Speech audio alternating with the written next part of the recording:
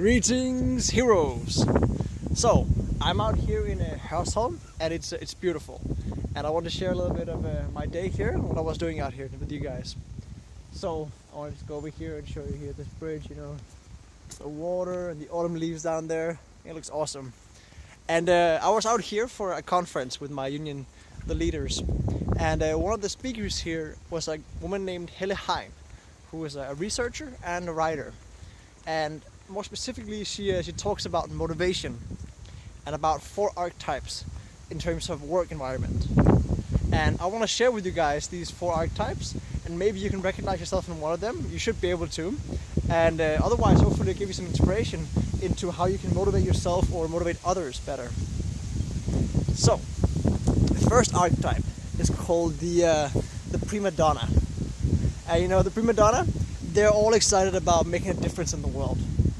They want to see that what they're doing has a greater impact on society, on the world, on other people in general. And that's what motivates them. It comes from internal. Now, one of the things you should never do to motivate someone who's a prima donna is compliment their work. And the reason being is that they have very high standards, these prima donnas. Oh wait, how beautiful is this church? So pretty. I hope it's not too dark. The sun is going down, but otherwise it looks very nice. Now the prima donna, as I came from, he or she really has high standards of what is good work.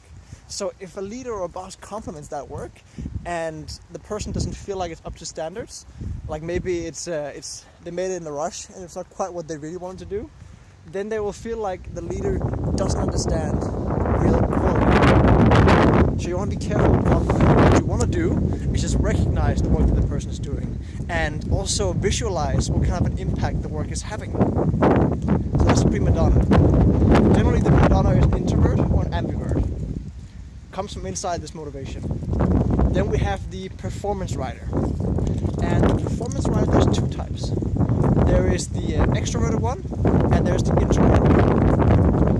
The extroverted one is the guy or the girl who loves competitions with others. They're always like, I'm gonna get this competition, I'm gonna win this one. So they're motivated by just performing and by reaching new heights and by beating, goals that others have set. They love KPIs, they love, measurable goals, they love the carrot and stick kind of thing. And this guy is great, or this girl is great to have in your team because they really work hard. That is the performance writer. There's also the introverted version of the performance writer. Now, instead of being competition with others, the introverted performance writer is in competition with themselves. They want to set new standards and new goals for themselves, and they want to beat them as well. They like being a little bit out of their comfort zone in learning and trying new things and working with difficult challenges that takes, effort and mental power to actually solve. So that's the performance writer introverted.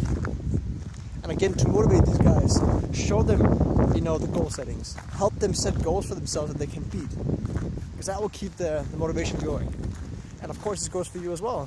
If you have one of these types and you're feeling like, I'm probably a performance writer, maybe extrovert or introverted, set goals for yourself and beat them, because you will feel that rush of energy of accomplishing something.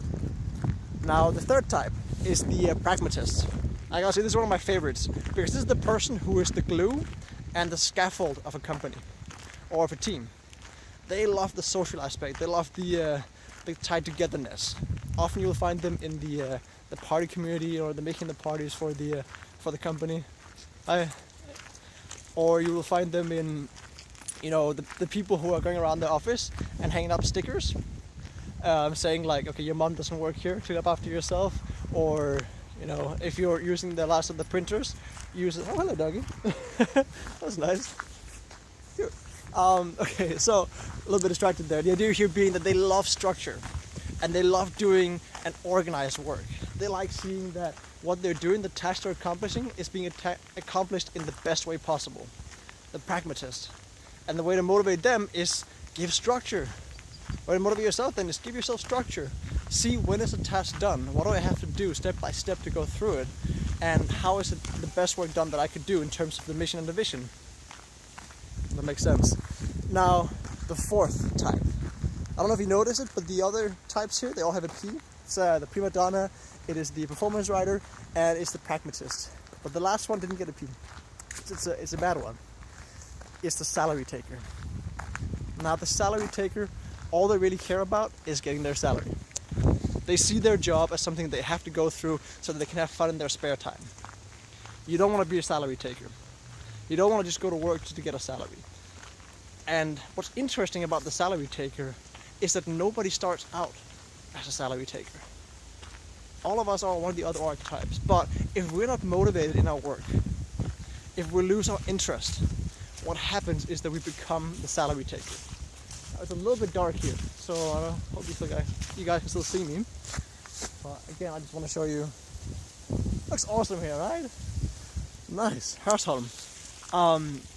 But the salary taker doesn't just, no one's born like that. It happens because you're demotivated. It happens because you're frustrated at work. So, as a leader or as you yourself, if you're in that situation, the way you can avoid it is by kickstarting it. Finding out what is your archetype and kickstarting your motivation at that level. If you're the prima donna, finding that mission vision with a higher goal. If you are the performance rider, if you're the performance rider, you want to make sure that you have some goals that you're setting and beating. And if you're the pragmatist, join the social stuff. Make sure that your work environment is fun to be in and that you're following through on the tasks you have. I hope that makes sense. And I hope some of the stuff you can use it as well to either motivate yourself in your work or motivate others in your workplace. Well, that's all about being a hero here, is how can we empower others or how can we empower ourselves. So again, thank you guys so much for watching. I hope you enjoyed the setting here. I'll see you guys next time.